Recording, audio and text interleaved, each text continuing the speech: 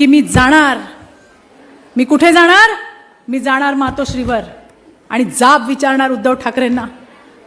का खोटे नाटे आरोप तुम्ही आमच्या देवाभाऊवर करताय?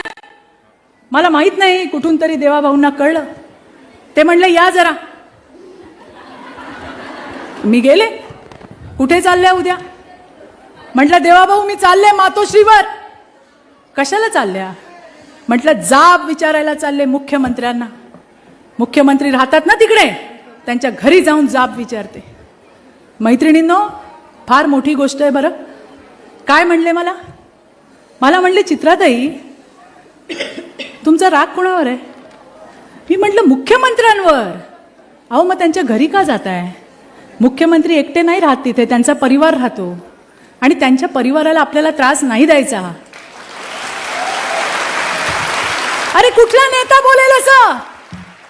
ते म्हणले तुम्हाला जाब विचारायचा ना, मंत्रालयात जा आणि विचारा, पण कुणाच्या परिवारावरती तिकडे जाऊन त्यांना त्रास देणं हे आपलं काम नाही. अशा विचारांचा आपला देवाभाऊ आहे मैत्रिणींनो. आणि म्हणून मी नेहमी सांगते, अरे आमच्या देवाभाऊवर टीका करणं सोपं आहे. एकदा देवाभाऊ होऊन दाखवा, मग आम्ही तुम्हाला सांगू.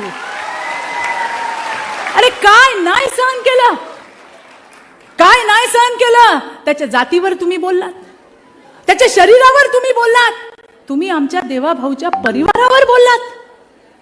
कुठेच सोडलं नाही.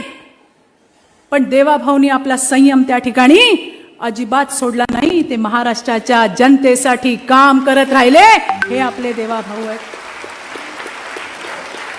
देवाभाऊ, महिला मोर्चाचं अध्यक्षपद तुम्ही मला दिलं, त्यावेळेला आपण विरोधी पक्षात होतो.